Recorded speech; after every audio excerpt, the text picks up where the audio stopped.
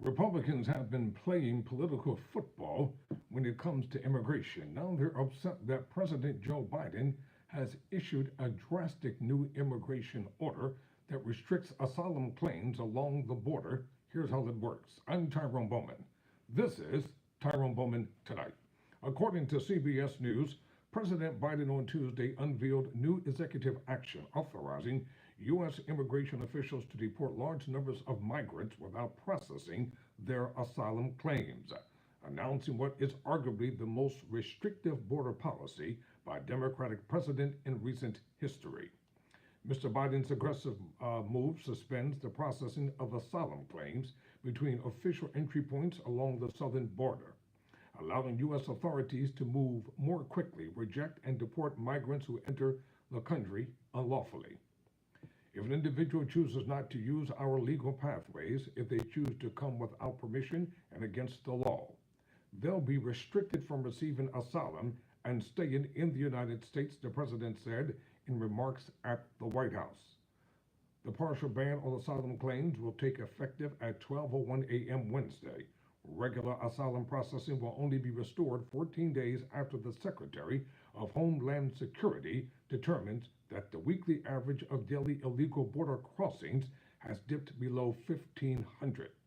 The proclamation could be activated again if the weekly average of daily crossings between ports of entry surpasses 2,500.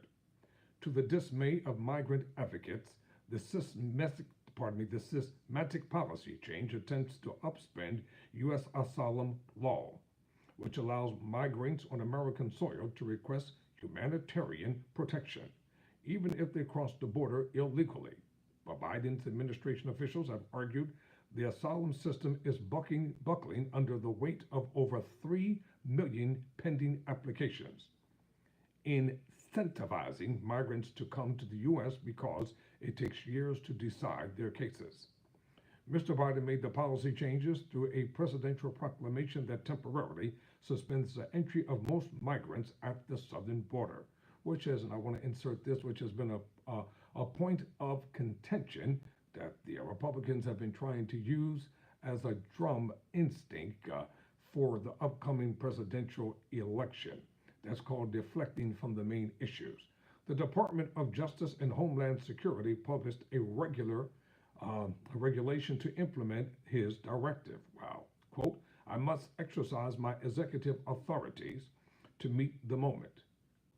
Close quote. Mr. Biden's order said this proclamation answers a call by suspending entry of non-citizens across the southern border during this time of high border crossings. Close quote.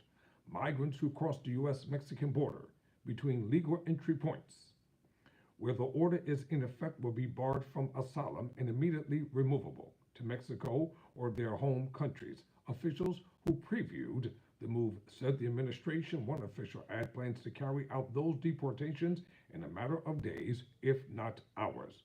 Only migrants who affirmatively express fear of being persecuted or tormented will be screened by U.S. asylum officers, the officials said, but they will only be screened for lesser forms of protection, not asylum, and will need to pass interviews with heightened standards to avoid being quickly deported. The asylum crackdown will not apply to unoccupied children, those with acute medical conditions, or fleeing imminent harm, and migrants who use legal pathways to enter the U.S., such as the system powered by the government smartphone app known as CBP-1. The administration will continue to process roughly 1,500 migrants at ports of entry under the CBP-1 process. To justify the policy shift, the administration is citing a 1950s law known as 212F in parentheses that empowers the president to suspend the entry of foreigners when the executive branch determines that their arrival is detrimental to U.S. interest.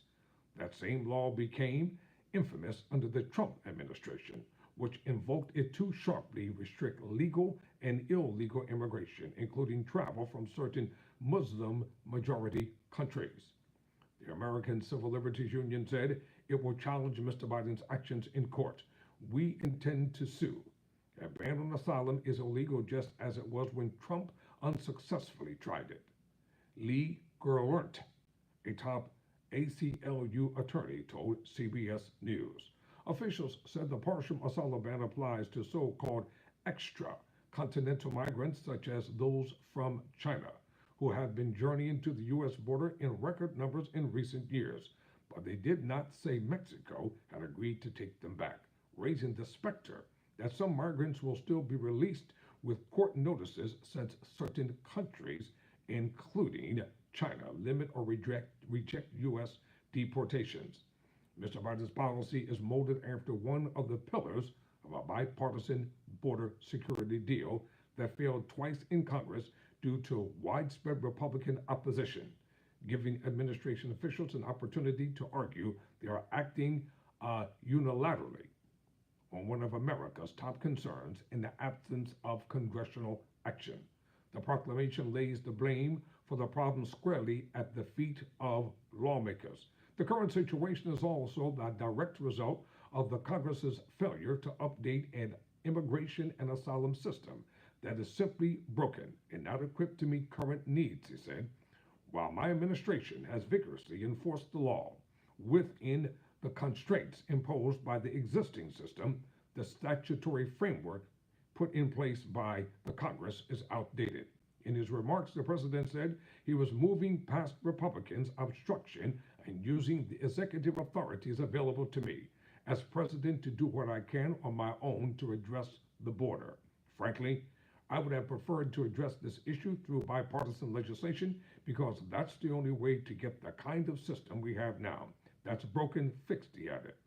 While sweeping in nature, the announcement does not completely close or shut down the southern border, as asylum processing and illegal trade will travel continue unimpeded in official parts of entry. In many ways, Mr. Biden's drastic border pivot stems from the intense political pressure he has faced from Republicans and some Democrats on immigration, one of his worst polling issues. But it is also in response to the reality on the ground along the U.S.-Mexico border, where American officials have reported record levels of migrant apprehensions, including over 2 million in each of the past 2 years. This year, migrant apprehensions are down by more than 50% from the all-time highs recorded last year, partially due to a months-long campaign by Mexico to stop migrants from reaching the U.S. border. Andrea Flores, a former Biden administration official, denounced the president's move, saying it could set a dangerous precedent. If the president is now claiming that he can shut down asylum when he feels like it, even after border numbers have plunged by over 50%, this president gives future presidents the pretext to suspend any immigration pathway to the United States, says Flores, now the vice president for immigration policy at FWD.US, a progressive advocacy group. GOP lawmakers are largely dismissed the move as an election year maneuver that would do little to change the realities on the ground. So what would you have the president to do? Nothing? So he's damned if he does and damned if he does not. This political posturing, this political football game that they're playing with the lives of people must come to an end. You and I have the power to change things in November.